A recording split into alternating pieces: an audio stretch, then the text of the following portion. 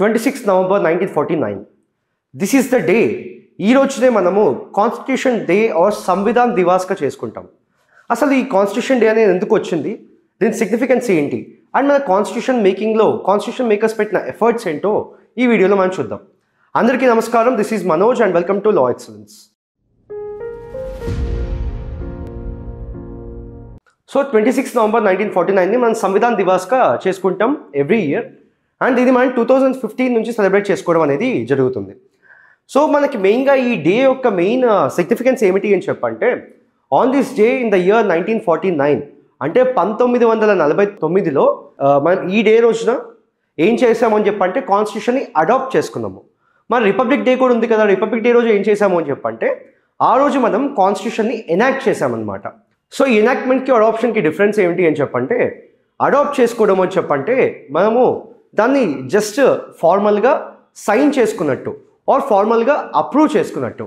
వేరస్ జనవరి 26th 1950 రోజు మనం చేసింది ఏమిటి అని చెప్పంటే మనం దాన్ని ఎనాక్ట్ చేసుకున్నాం. ఎనాక్ట్ చేసుకోవడం అని చెప్పంటే కంట్రీలో మనం దాన్ని ఎఫెక్ట్లోకి తీసుకొచ్చి ఇక్కడ నుంచి మనం కాన్స్టిట్యూషన్ని ఫాలో అవుతాం అని చెప్పి మనం చెప్పడం జరిగింది. So though adopted on 26 November 1949, the constitution came into effect on 26th January 1950. Now దీన్ని కూడా ఏంటని చెప్పారు మనం రిపబ్లిక్ డేగా చూసుకుంటున్నాం. అయితే మనకి ఫస్ట్ ఆఫ్ ఆల్ ఇండిపెండెన్స్ వచ్చిన తర్వాత ఏంటి, వీనో ఇండిపెండెన్స్ ముందు ఏంటి మనకి వేరియస్ యాక్ట్స్ ఉండేవి. ఆ యాక్ట్స్ ప్రకారం కూడా మనకి రూల్స్ అనేవి ఫాలో పెట్టేవాళ్ళు. అండ్ ఏవైతే లీగల్ ఫ్రేమ్వర్క్ ఏదైతే ఉందో అదంతా కూడా బ్రిటిష్ వాళ్ళు, అంతే కదా, బ్రిటిష్ వాళ్ళు డిజైన్ చేసిన ఫ్రేమ్వర్క్ అనమాట. సో మనకి వెంటనే ఫ్రీడమ్ వచ్చిన వెంటనే వీ ఫౌండ్ ద నీడ్, అంటే మనకు కూడా ఖచ్చితంగా సొంత రాజ్యాంగం అంటూ ఉండాలి, మన రూల్స్ మనకి తగ్గట్టుగా మనకు కావాల్సినట్టుగా సావరెన్గా మనంతటా మనం చేయాలి అని చెప్పి మనం అనుకోవడం జరిగింది.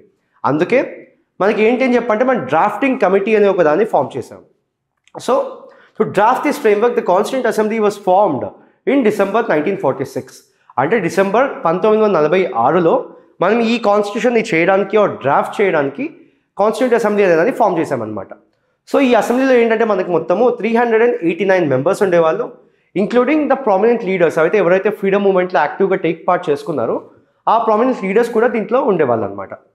అయితే దీనికి ఈ డ్రాఫ్టింగ్ కమిటీ అంటే లైక్ ఎంటైర్ డిఫరెంట్ సెక్షన్స్ ఉంటాయి కదా, ఆ సెక్షన్స్ అన్నిటినీ ఆ పార్ట్స్ అన్నిటినీ కూడా ఓవరాల్గా డ్రాఫ్ట్ చేయడానికి హెడ్ ఆఫ్ ది డ్రాఫ్టింగ్ కమిటీగా డాక్టర్ బిఆర్ అంబేద్కర్ గారిని మనం పెట్టడం జరిగింది.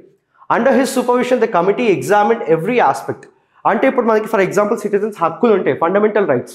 ఈ ఫండమెంటల్ రైట్స్ అనేవి ఏ రకంగా ఉండాలి, దాంతోపాటు గవర్నమెంట్ అనేది ఏ రకంగా స్ట్రక్చరైజ్ అవ్వాలి, అంటే మనం ఫెడరల్ గవర్నమెంట్గా చేసుకున్నాం కదా, ఏ రకంగా స్ట్రక్చరైజ్ అవ్వాలి, పవర్స్ ఆఫ్ ద లెజిస్లేచర్ అంటే పార్లమెంట్కి ఏ రకమైన పవర్స్ ఉండాలి, కోర్టుకి ఏ రకమైన పవర్స్ ఉండాలి, అండ్ దాంతోపాటు ఎగ్జిక్యూటివ్కి ఏ రకమైన పవర్స్ ఉండాలి, అండ్ వీటి అన్నిటి మధ్య separation as well as same time coordination ensure చేయాలి.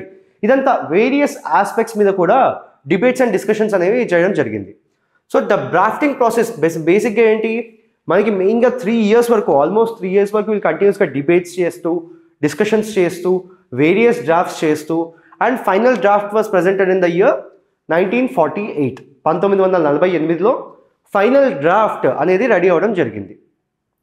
సో ఈ మెయిన్గా ఈ 2 years పాటు 3 years పాటు ఏంటి అని చెప్పంటే వేరియస్ డిస్కషన్స్ అవి చేసిన తర్వాత లాస్ట్కి 26 నవంబర్ 1949 రోజున మనం ఈ కాన్స్టిట్యూషన్ అనే దాన్ని అడాప్ట్ చేసుకోవడం ఆర్ అప్రూవ్ చేసుకోవడం జరిగింది. So it marks a vital transition. అంటే కొలోనియల్ లీగల్ స్ట్రక్చర్స్, అంటే కొలోనియలిజంలో మనం ఉన్నప్పుడు ఆర్ ద బ్రిటిష్ ఎలాంటి లీగల్ స్ట్రక్చర్స్ అయితే తీసుకొచ్చారో ఆ ట్రాన్సిషన్ నుంచి our own sovereign democratic legal framework. Democratic అని ఎందుకు అంటున్నాము, because these people were not just any people, but they were representing the entire country. They were representing the entire country. That's why we call it democratic. So ఈ కంటెక్స్ట్లో ఏమిటి అని చెప్పంటే 2015లో to commemorate this particular day, we formally declared 26 November as the Constitution Day. అప్పటి నుంచి మనం ఏంటి constitution day or Samvidhan Diwas దగ్గర చేసుకుంటూ ఉన్నాం. Now what is this importance? మెయిన్గా ఇది ఎందుకు మనకి ఇంపార్టెంట్ అని చెప్పంటే, it honors the constitution itself. See, మన population almost 140 crore plus people ఉన్నారు. బట్ అసలు ఇంత పెద్ద కంట్రీ ఉన్నా కూడా ఇంత కంట్రీలో ఇన్ని ఆర్గనైజేషన్స్ ఇవన్నీ కూడా ఇంతమంది స్టేక్ హోల్డర్స్ ఇన్వాల్వ్ అయ్యి ఎలా మనం కంట్రీని ఇంత బాగా రన్ చేయగలుగుతున్నాం. This is because of the constitution. So మెయిన్గా ఏంటి, గవర్నమెంట్ ఎంతవరకు చేయొచ్చు ఆర్ గవర్నమెంట్ ఎంతవరకు చేయకూడదు, okay, limits and also powers of the government. At the same time citizens rights, duties, responsibilities ఇవన్నీ కూడా ఏంటి మనకి కాన్స్టిట్యూషన్లోనే కనిపిస్తూ ఉంటాయి. దాంతోపాటు recognising the framers and architects. So ఇలాంటి మంచి కాన్స్టిట్యూషన్ ఏంటి, మనకి 1949లో అడాప్ట్ చేసుకున్న కాన్స్టిట్యూషన్ ఇప్పటికీ మనకు కావాల్సిన అమెండ్మెంట్స్ అవన్నీ చేసుకుంటూ మనకు కావాల్సిన దగ్గర ఫ్లెక్సిబుల్గా మార్చుకుంటూ కూడా this constitution was able to run the entire country without any wars and all, right. So ఇలాంటి ఏమంటారు గొడవలు లేకుండా ఇంత మంచి హార్మనీ ఎగ్జిస్ట్ చేస్తున్నందుకు, ఇంత మంచి కాన్స్టిట్యూషన్ మనకి ఇచ్చినందుకు, so we're just recognising the framers and the architects. And దాంతోపాటు మనకి ఈ కాన్స్టిట్యూషన్లో ఏంటి ప్రతి ఒక్క పర్సన్ యొక్క రైట్స్ కూడా దాంట్లో ఉంటాయి. చాలామందికి ఏంటి వాళ్ళ రైట్స్ గురించి వాళ్ళకి తెలియదు, వాళ్ళ రెస్పాన్సిబిలిటీస్ తెలియదు, వాళ్ళ డ్యూటీస్ తెలియదు. So they is need to always promote the constitution and democratic values. So మనకి జస్టిస్, లిబర్టీ, ఈక్వాలిటీ, ఫ్రాటర్నిటీ లాంటి చాలా చాలా గొప్ప గొప్ప వాల్యూస్ కూడా మనకి కాన్స్టిట్యూషన్లో మెన్షన్ చేసి ఉన్నాయి. సో వీటన్నిటి గ్రేట్నెస్ కూడా అందరికీ ప్రమోట్ చేయాలి, అందరికీ తెలియాలి అని చెప్పి కూడా ఈ డే యొక్క సిగ్నిఫికెన్స్ మనం తీసుకురావడం జరిగింది. అండ్ దాంతోపాటు సిటిజన్స్కి ఏంటి, citizens need to have an awareness about how the government functions, how everything works. అసలు కాన్స్టిట్యూషన్ అంటే దాని మీనింగ్ ఏంటి, దాని స్కోప్ ఏంటి, అది ఎందుకు ఇంపార్టెంట్, దాని ఫంక్షన్స్ ఏంటో కూడా సిటిజన్స్ అందరికి తెలియాలి. So for this particular for these reasons మనం ఏంటంటే ఈ కాన్స్టిట్యూషన్ డేని చేసుకుంటూ ఉన్నాం అనమాట. So in this constitution day let's just take a pledge that we'll uphold the constitution values and we'll always stay together for the sovereignty, unity and integrity of the country. We'll be back again with another video. Thank you.